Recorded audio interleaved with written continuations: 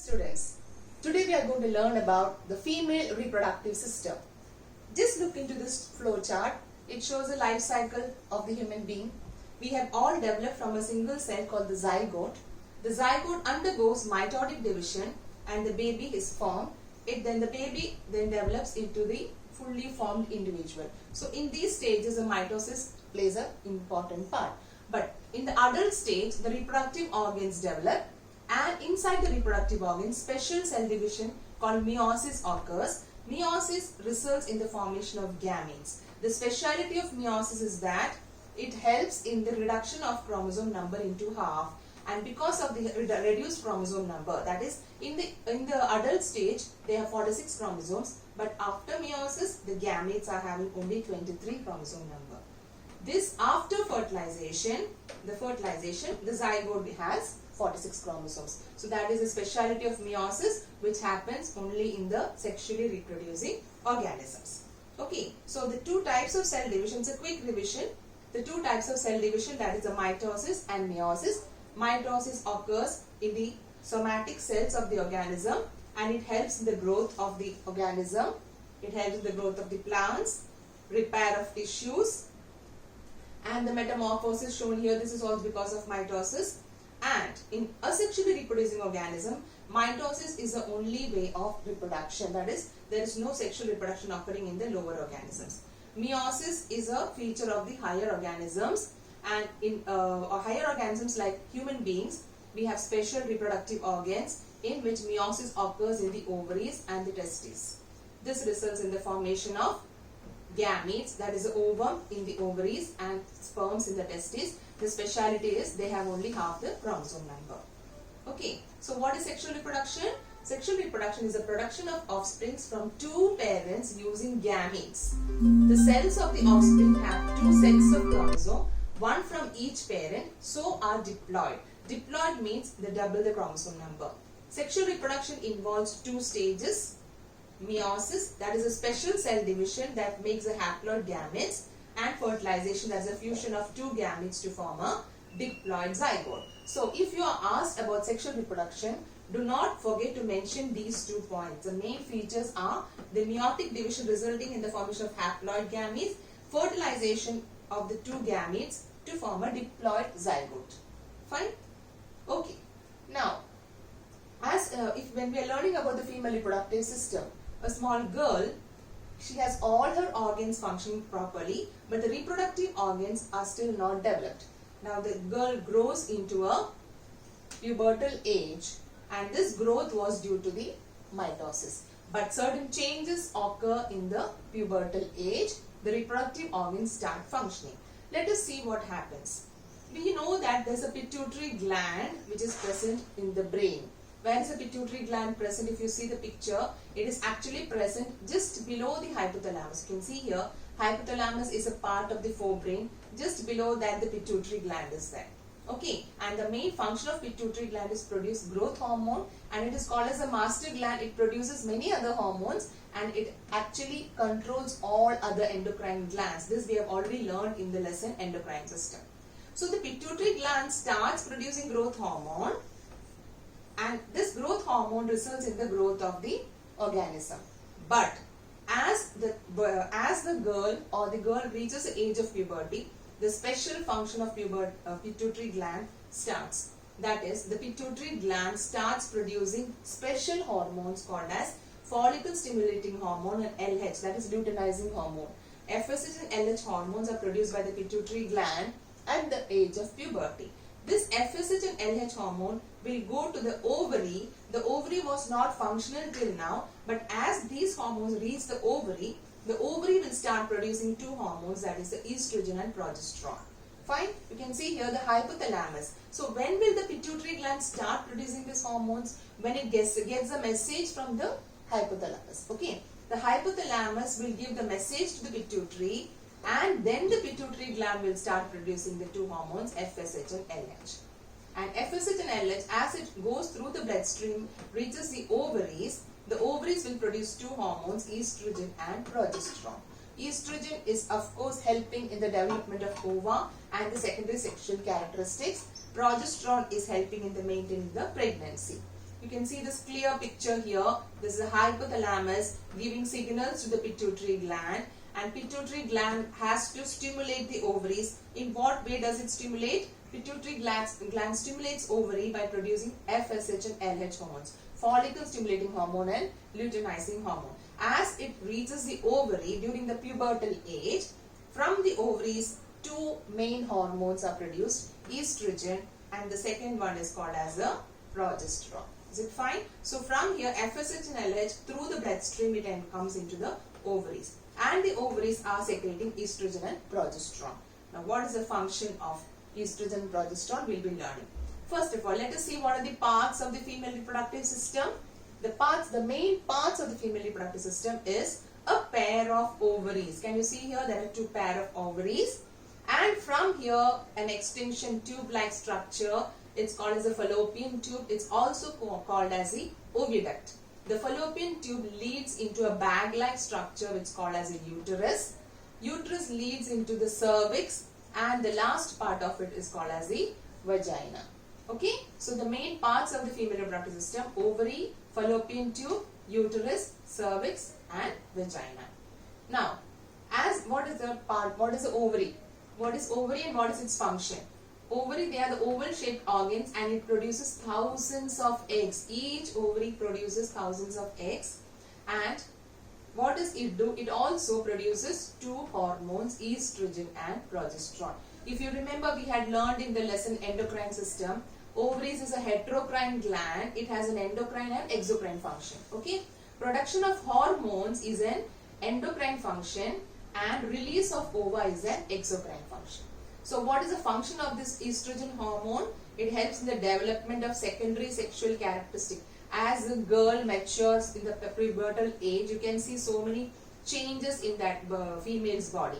So those changes, that is, you can see here the changes which occur in the female's body, that is, there is an increase in the fat store, sudden increase of, there is an increase in size of the breasts, and a lot of the sweat glands will start functioning more, so sebaceous glands, etc. Similarly, the ovary will start maturing ova. That is, inside the ovary we have so many immature ova. They start maturing. So the main functions of estrogen is development of secondary sexual characteristics and development of ova. What is the function of progesterone hormone? It is actually helping in the maintaining pregnancy. Okay, we'll learn that in detail. Okay, so this is just a picture of the ovary. You can see the different stages how the ovum is developed. Okay, the ovum developed one by one, stage by stage, and when the ovum is fully mature, it will be released out of the ovary, and that process is called as ovulation.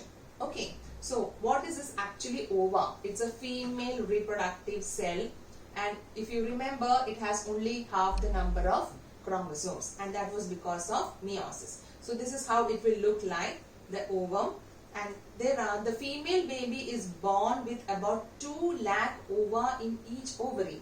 Okay, when it is born you have so much of ova, but all of them will not mature.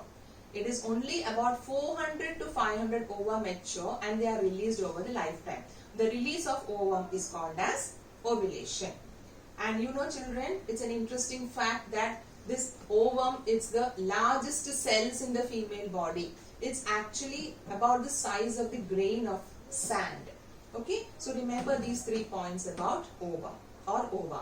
Ova is plural, ovum is singular. So what is this ovulation? Just now I had explained. Each month the ovaries mature and an egg or ovum. From this, in this ovary we had told that there are thousands and thousands of eggs. One egg matures at a time and it is released here, which will be absorbed by the fallopian tube. So that release is called as ovulation. Okay, and release it into the fallopian tube. You can see this picture here, how the ovary is releasing one egg and it is actually going into the fallopian tube. So first process is called ovulation. Now, once the egg reaches into the fallopian tube, you can see how the fallopian tube finger-like projections to capture the ovum, and the ovum really remains here because fallopian tube or the oviduct, which you say, it is actually a site of fertilization. If the sperms reach here, then it will get fertilized. Okay, so fallopian tubes, they connect the ovaries to the uterus. This fallopian tube connect the ovaries to the uterus, and once the egg is fertilized, then if the egg is getting fertilized here, then that zygote or embryo has to move through the fallopian tube and it has to get implanted here in the uterus. The growth of the fetus occurs in the uterus. So fallopian tube has an important function or role to play. Remember, the site of fertilization. One is, it is actually helping in the movement of ovum, because this fallopian tube has lot of hair, that is ciliated epithelium, which help in the movement of ovum as well as the movement of the zygote if fertilization takes place, and it will help in the movement of that to the uterus, and in the uterus it will get embedded or implanted. Okay, so if the sperm is present at the time as the egg, then the egg would get fertilized, while in the fallopian site of fertilization is fallopian tube. So now comes the role of the progesterone. We know estrogen helped in two functions. One is the development of secondary sexual characteristics, and second one was development of ovum. Now, once the ovum is released here, children, now the estrogen levels in the ovary will be less. That is, the ovaries will stop releasing estrogen, and the second one, that is the progesterone levels, will be high now, because it is helping in the maintaining the pregnancy. Okay, so what happens in the progesterone levels will be from the ovaries, progesterone level through the blood it will go. And you know what change takes place in the uterus? There's a lining formed called endometrium lining. Okay, so what's the function of the endometrium lining? It is helping in the implantation and the nourishment of the embryo in case fertilization takes place and it gets implanted. That's why progesterone is called as the pregnancy hormone. It is preparing well ahead, so that in case fertilization takes place, the uterus should be ready to accommodate the growing fetus. Clear? So, what happens here? Millions of sperms move up through the vagina, uterus, and reach the fallopian tube. I told you the site of fertilization is a fallopian tube. So the sperms are moving up through the vagina, uterus, and reaches the fallopian tube. And then you have only one ovum, but millions of sperms will be there.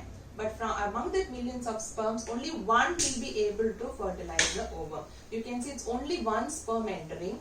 And children, it is the nucleus of the sperm which will fuse with the nucleus of the ovum.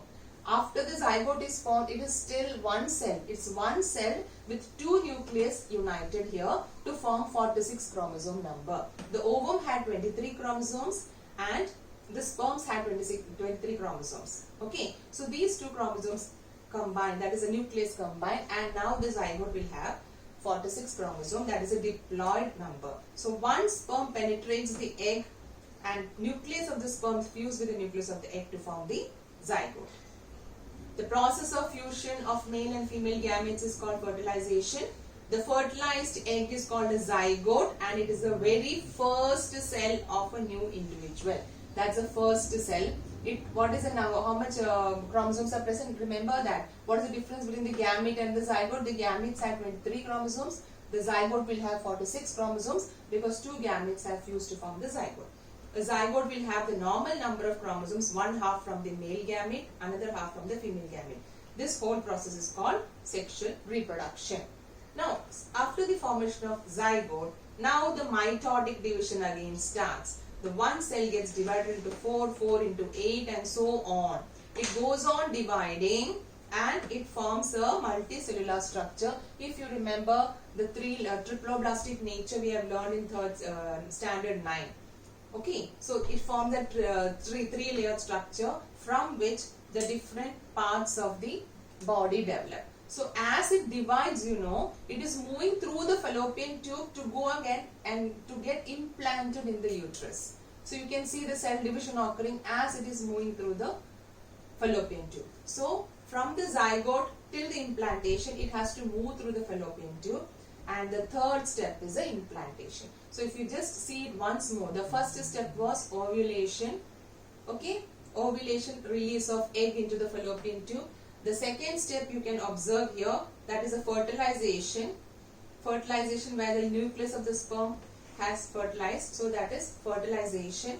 And the third one is of course implantation. You can see how the zygote is moving and it is becoming an embryo and it is coming and implanting in the uterus. You know the uterus has already prepared a lining called endometrium lining so that it can implant. And why did the endometrium lining happen? That was because of the progesterone levels. So during this time also the progesterone levels are very high, estrogen levels are low because we don't want any more ova to mature. The ova will mature only because of estrogen. So once implantation has happened, progesterone levels will be high to maintain the pregnancy.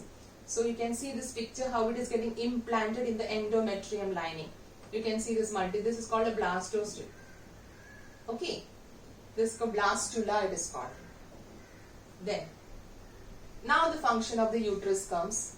Uterus, you know it is actually, it's a very muscular organ, has one of the strongest muscles in the body because it has to accommodate the fetus for 9 months. The complete development occurs here. So the baby will be around 3 to 4 kilos when it is born. So the uterus has to accommodate that strength, that baby inside. So it is very strong and it is the muscles of the uterus which helps in pushing out the baby during the delivery time. So these muscles are able to expand and contract to accommodate a growing fetus, and also it helps to push the baby out during the labor. That was a function of the uterus. The ovary helped in the release of ovum. Fallopian tube was the site of fertilization, and uterus is the site of development of the embryo. Clear? So now during the pregnancy, progesterone hormone maintains the pregnancy. So function of progesterone hormone is to maintain the pregnancy. Throughout the 9 months, the level of progesterone will be high. Estrogen levels will be low because no release of ovum or ovulation will take place. So just a quick revision. First step, ovulation, release of ovum. As soon as ovulation is over, estrogen level goes down and the endometrium lining will be formed here. Okay, so the egg is waiting here to be fertilized. It got fertilized. Fertilization is the second step. After fertilization, cleavage is a division. It is divided into 3, 4, 5 and it gets divided to multicellular embryo, and see it is getting implanted in the endometrium. So implantation. After implantation, it grows here for the 9 months. Okay. What is placenta? This is a very important question usually asked in the exam. So when the baby is implanted in the uterus of the mother, a special tissue is developed which connects the womb of the mother with the child. That special tissue is called as the placenta. So you can see here also, this is the special tissue placenta, and this is the umbilical cord of the baby. You all have this umbilical cord, you have this in your body, the scar where you were connected to your mother. So the umbilical cord is connected to the placenta. Now what is the function of placenta? Remember, the placenta helps in providing nutrients to the growing baby, and the waste materials are also removed out. So what is placenta? It's a disc which is embedded in the uterine wall. It contains villi on the embryo side. This placenta has villi on the embryo side so that it can supply the nutrients. It provides large surface area for glucose and oxygen to pass from the mother to the embryo. So there are two things which are passed into the embryo. One is the glucose and one is the oxygen. The baby doesn't breathe. The baby takes its first breath after the delivery. Till that, oxygen is supplied through the umbilical cord. Okay. And also the waste materials produced by the baby is also excreted. It will be moving through the umbilical cord into the placenta, and from the placenta it will be going to the blood vessels of the baby, of the mother, sorry. Okay, so here is a picture showing that how the blood circulation, so you can see the blood, it's providing, and this is the umbilical cord, you can see the blood vessels here connected. So what does it supply? If you enlarge this one umbilical, you can see this enlarged part how it is, and what is it shown? The fetus gets its oxygen and nutrients and returns waste and carbon dioxide. So two functions of placenta is supply of oxygen and food to the baby, and the second function, remember, removal of the waste product and the carbon dioxide into the mother's blood. This is also one of the favorite questions of the examiners asked in the exam. functions of placenta. Do not write it as it helps in the supply of glucose, first point. Second point, supply of oxygen. Supply of glucose and oxygen to the fetus is one point. Removal of waste product from the fetal body into the mother's blood, that is the second point. Okay, so placenta has two functions. So the baby develops inside the womb of the mother 5 weeks, 14 weeks, 20 weeks. After 9 months, the baby will be born this way. Okay, fine. So you can see the umbilical cord attached, and that would be cut after the delivery. So till now the baby has started taking the first breath of life. Till that, it was getting the oxygen from the mother's blood only. So what happens if the egg is not fertilized? We were talking about if the egg gets fertilized, it gets implanted, development. Suppose it doesn't get fertilized, what will happen? We know, again coming to the ovulation, the egg is released here, no fertilization happens here. What happens if the egg is if it is not fertilized? It has to be discarded out.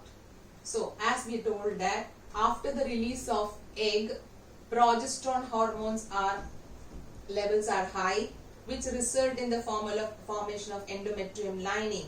But since the endometrium lining is formed, but there was no fertilization which occurred, no zygote was formed, and this ovum has a lifespan. So its lifespan is over, it has to go out of the body, and the endometrium lining formed also has to be discarded. So this ovum along with the endometrium lining will be discarded out and will come out through the vagina. This process is called as menstruation. After menstruation, again a new egg matures because estrogen levels will be high. Once menstruation is over, estrogen levels will again become high and one egg matures again here, and after ovulation, progesterone levels will be high, preparation by the uterus by build-up of endometrium lining. But since fertilization did not take place, menstruation happens, progesterone levels drop, again estrogen levels move up. So that is how it happens alternately.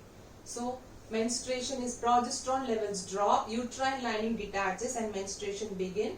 The tissue blood, unfertilized egg and the endometrium lining is discarded out of the vagina. This takes place for 3 to 7 days and that is called as menstruation. Immediately after that, estrogen levels will be high and new egg will mature. So you can see this menstrual cycle, it's shown here very easy way. 1 to 7 days is a menstruation time for the girls. After 7 days, between 8th and 11th day, you will have since the estrogen levels are high, the egg mature, new egg will mature, and it is released between 12th to 17th day. Ovulation happens between 12th to 17th day. You're counting it from the day of menstruation. Okay? And 12th to 17th day, new ovum will be produced, and the ovum which is released is healthy enough to become a zygote only for 3 to 4 days. If the sperm fertilizes the egg in between after ovulation, 3 to 4 days, within 3 to 4 days, then the zygote is formed. Or else the zygote is not formed, the ovum will start moving down to the fallopian tube towards the uterus and the ovum will be discarded out between 26th and 28th day. So during this period, the progesterone levels will be high. Just after menstruation, estrogen levels will be high, and after ovulation, progesterone levels will be high, but just after menstruation, progesterone levels drop and estrogen levels becomes high for the maturation of the next ovum. Clear? It's a graph showing. You can see this is the ovulation time, ovulation period. With this blue, this is called estrogen levels. You can see this.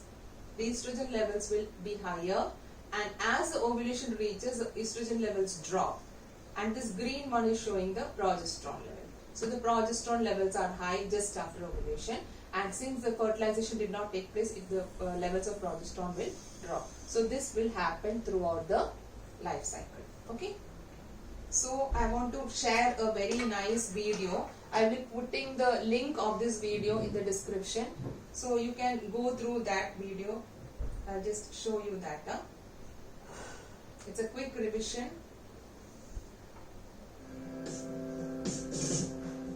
It's a quick revision revision of what we had learned from the beginning.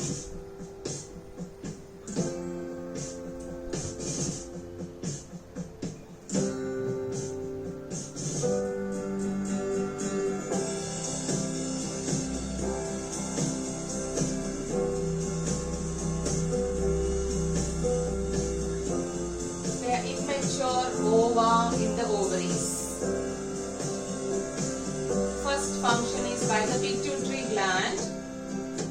Pituitary gland secretes FSH and LH hormones, and it is moving through the blood and reaches the ovaries. Yes, it has reached the ovaries. Till now the ovaries were not functional. Now at the pubertal age, it starts functioning. Estrogen levels are high. Ovulation. Now estrogen is low. Progesterone levels are high. Progesterone levels help in the build-up of endometrium lining. You can see the progesterone hormones doing. Endometrium lining is developed there. The uterus is preparing for the implantation. Now here fertilization will take place.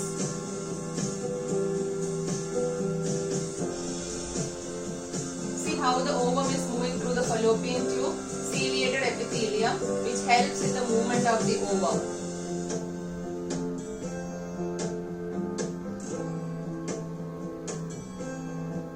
Now the sperms enter through the vagina, site of fertilization, fallopian tube.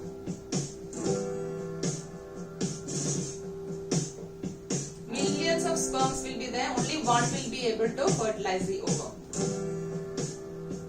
resulting in the diploid zygote.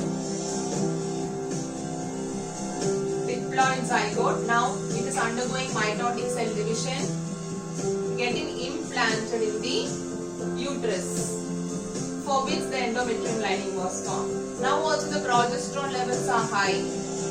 In case no fertilization took place, this ovum will be discarded out along with the endometrium lining,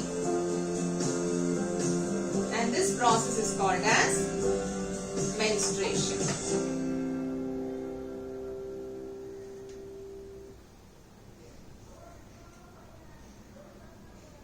Okay, that's all. I hope you have understood the concept very well, children. Thank you.